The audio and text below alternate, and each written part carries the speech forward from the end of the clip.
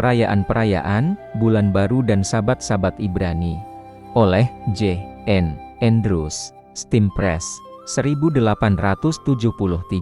Kita telah menelusuri Sabat Tuhan melalui kitab-kitab Musa. Sebuah survei singkat tentang perayaan-perayaan Yahudi diperlukan untuk pandangan lengkap tentang pokok bahasan di hadapan kita. Dari perayaan-perayaan ini ada 3 perayaan. Pertama, Paskah. Kedua, Pentakosta. Dan ketiga, Hari Raya Pondok Daun. Setiap bulan baru, yaitu hari pertama setiap bulan sepanjang tahun. Kemudian ada 7 sabat tahunan, yaitu: pertama, hari pertama roti tak beragi.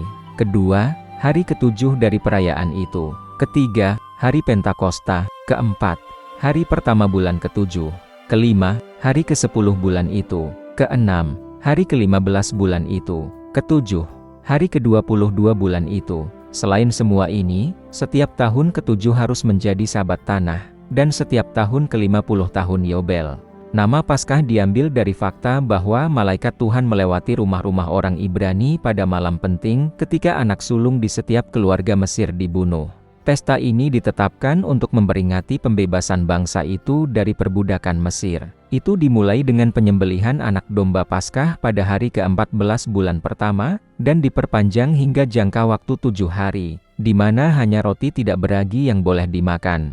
Perumpamaan besarnya tercapai ketika Kristus, Paskah kita, dikorbankan bagi kita. Pentakosta adalah hari raya kedua orang Yahudi, dan hanya berlangsung 1 hari. Hari raya ini dirayakan pada hari ke-50 setelah buah pertama panen jelai dilambaikan di hadapan Tuhan. Pada saat perayaan ini, buah pertama panen gandum dipersembahkan kepada Tuhan. Kiasan dari perayaan ini dicapai pada hari ke-50 setelah kebangkitan Kristus, ketika pencurahan Roh Kudus yang besar terjadi.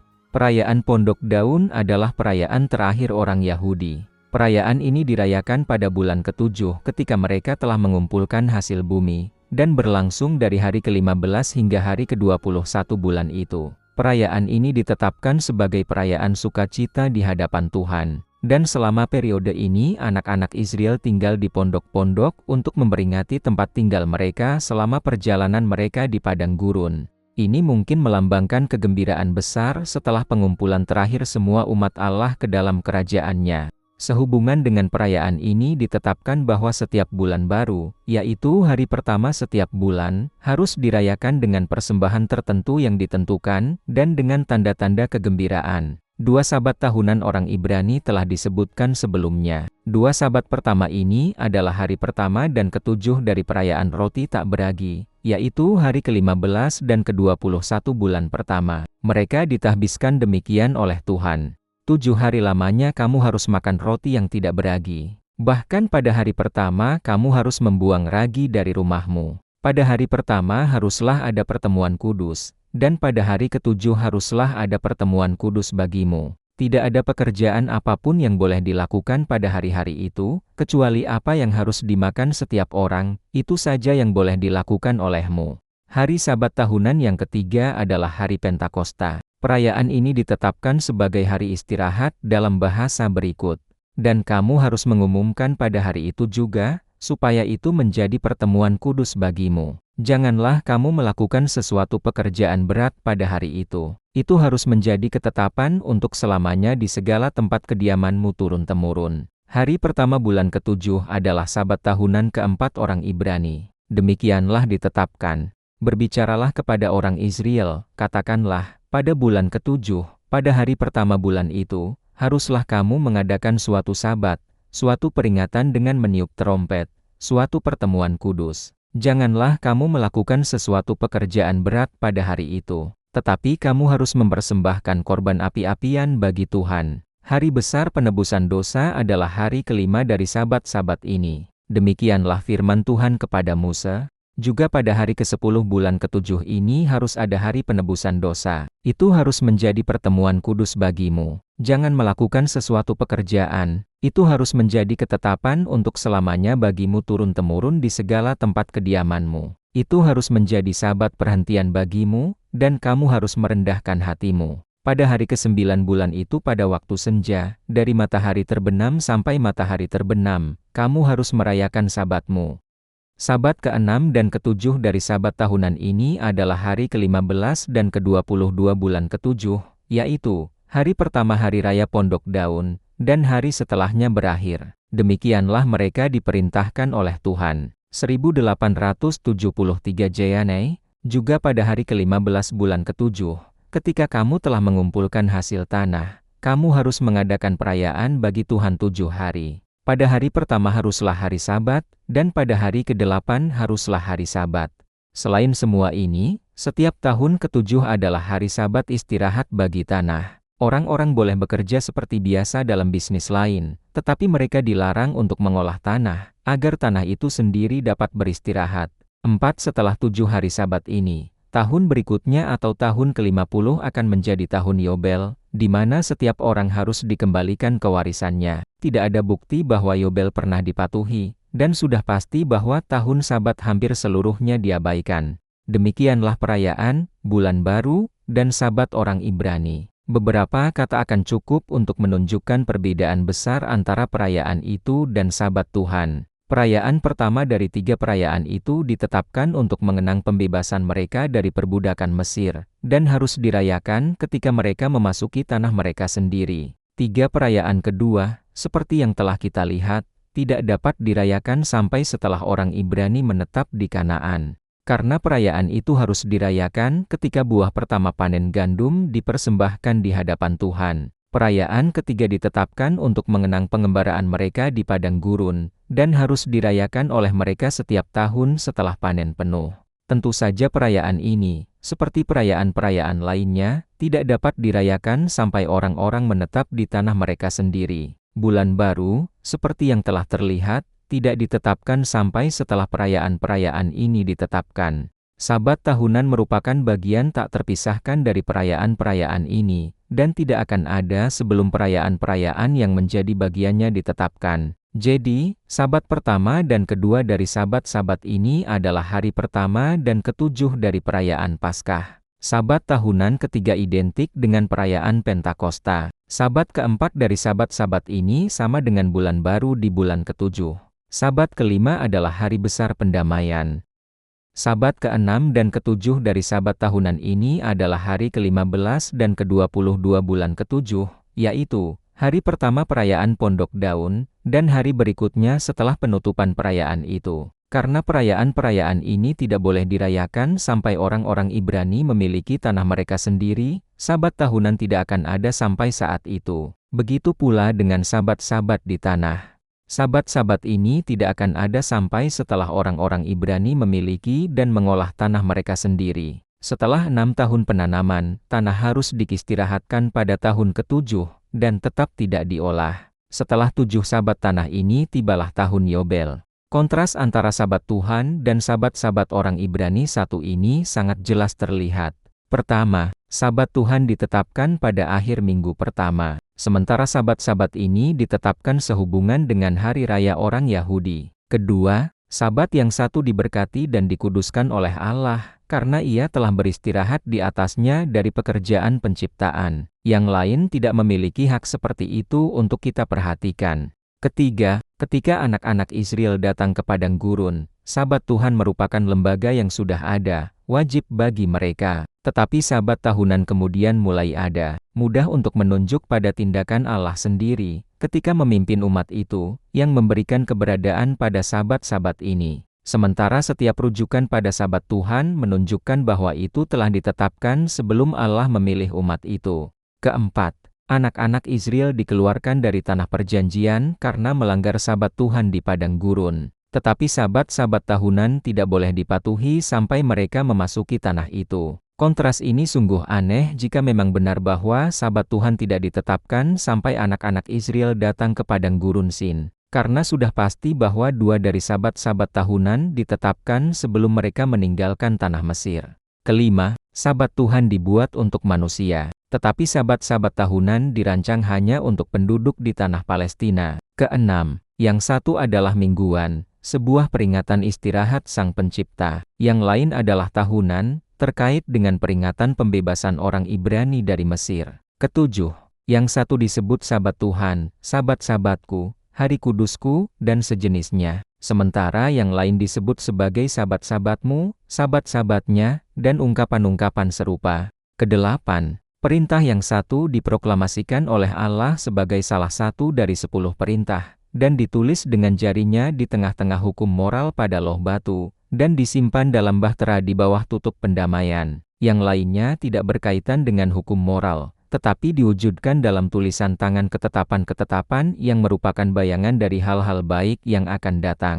Kesembilan, perbedaan antara perayaan-perayaan ini dan hari-hari Sabat Tuhan ditandai dengan hati-hati oleh Allah ketika Ia menetapkan perayaan-perayaan dan hari-hari Sabat yang terkait dengannya. Demikianlah Ia berkata, "Inilah hari-hari raya Tuhan, yang harus kamu umumkan sebagai pertemuan-pertemuan kudus." Selain hari-hari Sabat Tuhan, Sabat tahunan disajikan oleh Yesaya dalam terang yang sangat berbeda dari yang ia gunakan untuk menyajikan Sabat Tuhan. Mengenai yang satu ia berkata, "Jangan lagi membawa persembahan yang sia-sia. Kemenyan adalah kekejian bagiku. Bulan baru dan hari Sabat, serta pertemuan-pertemuan, aku tidak dapat menghindarinya. Pertemuan-pertemuan yang hikmat adalah suatu kejahatan. Jiwaku membenci bulan-bulan barumu dan hari-hari rayamu yang telah ditetapkan. Semuanya itu merupakan kesusahan bagiku. Aku lelah menanggungnya." Bertolak belakang dengan ini, Nabi yang sama berbicara tentang Sabat Tuhan. "Beginilah firman Tuhan, peganglah keadilan dan lakukanlah keadilan, karena keselamatan daripadaku sudah dekat dan kebenaranku akan dinyatakan.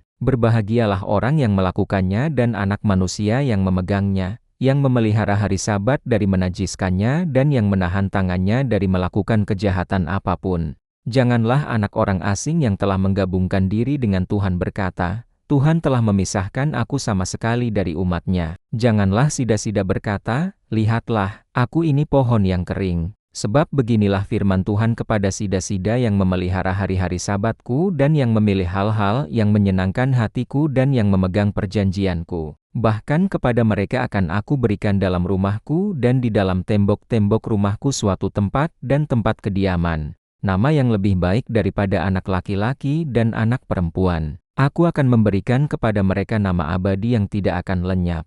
Juga anak-anak orang asing, yang menggabungkan diri kepada Tuhan, untuk melayani Dia, dan untuk mencintai nama Tuhan, untuk menjadi hamba-hambanya, setiap orang yang memelihara hari Sabat dari menajiskannya, dan yang berpegang pada perjanjianku. Bahkan mereka akan aku bawa ke gunungku yang kudus, dan membuat mereka bersukacita di rumah doaku. Korban bakaran mereka dan korban sembelihan mereka akan diterima di atas mezbahku. Karena rumahku akan disebut rumah doa bagi segala bangsa." Hosea dengan hati-hati menetapkan hari-hari Sabat tahunan dalam ramalan berikut. "Aku juga akan menghentikan segala kegembiraannya, hari-hari perayaannya, bulan-bulan barunya, dan hari-hari Sabatnya, dan segala perayaannya yang hikmat." Prediksi ini diucapkan sekitar tahun 785 sebelum Masehi. Sebagian digenapi sekitar 200 tahun setelah ini, ketika Yerusalem dihancurkan oleh Nebukadnezar. Mengenai peristiwa ini, Yeremia, sekitar tahun 785 sebelum Masehi 588, berbicara sebagai berikut. "Rakyatnya jatuh ke tangan musuh, dan tidak ada yang menolongnya. Musuh-musuh melihatnya, dan mengejek hari-hari Sabatnya. Tuhan seperti musuh. Ia telah menelan Israel, Ia telah menelan semua istananya. Ia telah menghancurkan benteng-bentengnya, dan telah memperbanyak ratapan dan ratapan di antara putri Yehuda. Dan ia telah dengan kasar merampas kemahnya, seolah-olah itu adalah sebuah taman. Ia telah menghancurkan tempat-tempat pertemuannya. Tuhan telah membuat perayaan-perayaan yang hikmat dan hari-hari Sabat dilupakan di Sayen, dan telah menghina raja dan imam dalam kemarahannya yang meluap. Tuhan telah membuang mezbahnya, Ia telah membenci tempat kudusnya, Ia telah menyerahkan ke tangan musuh tembok-tembok istananya. Mereka telah membuat kegaduhan di rumah Tuhan, seperti pada hari perayaan yang hikmat. Perayaan-perayaan Tuhan harus diadakan di tempat yang dipilih Tuhan, yaitu Yerusalem. 3. Dan ketika kota itu, tempat pertemuan-pertemuan hikmat mereka, dihancurkan dan orang-orang itu sendiri dibawa ke pembuangan, maka penghentian total perayaan-perayaan mereka, dan, sebagai akibatnya, Sabat-sabat tahunan, yang merupakan hari-hari yang ditentukan dalam perayaan-perayaan itu, harus terjadi. Para musuh mengejek sabat-sabatnya, dengan membuat kegaduhan di rumah Tuhan seperti pada hari perayaan Hikmat.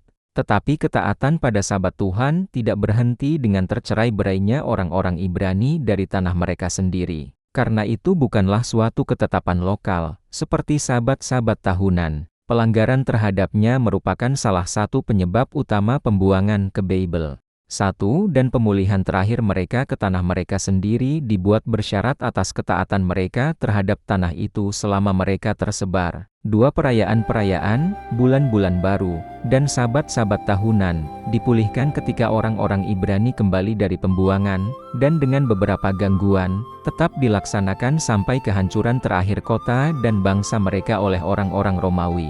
Namun sebelum pemeliharaan Allah menghapuskan keberadaan perayaan-perayaan Yahudi ini, seluruh sistem yang melambangkan itu dihapuskan, setelah mencapai permulaan gambarannya, ketika Tuhan kita Yesus Kristus wafat di kayu salib.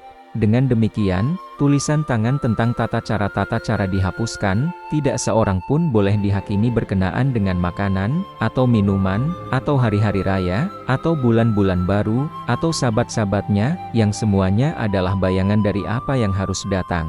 Tetapi tubuh Kristus adalah tubuhnya. Namun, sabat Tuhan tidak menjadi bagian dari tulisan tangan tentang tata cara ini. Karena itu ditetapkan sebelum dosa memasuki dunia, dan akibatnya sebelum ada bayangan penebusan. Itu ditulis oleh jari Tuhan, bukan di tengah-tengah tipu daya dan bayangan, tetapi di pangkuan hukum moral. Dan pada hari setelah hari-hari sabat yang melambangkan dipaku di kayu salib, perintah sabat dari hukum moral diakui secara tegas. Selain itu, ketika hari-hari raya Yahudi benar-benar padam dengan kehancuran terakhir Yerusalem, bahkan pada saat itu sabat Tuhan dibawa ke dalam pikiran umatnya. Demikianlah kita telah menelusuri hari-hari sabat tahunan hingga penghentian terakhirnya, seperti yang dinubuatkan oleh Hosea. Kita tinggal menelusuri sabat Tuhan hingga kita mencapai zaman-zaman yang tak berujung di bumi yang baru, ketika kita akan menemukan seluruh umat tebusan berkumpul di hadapan Tuhan untuk beribadah pada setiap sabat berikutnya.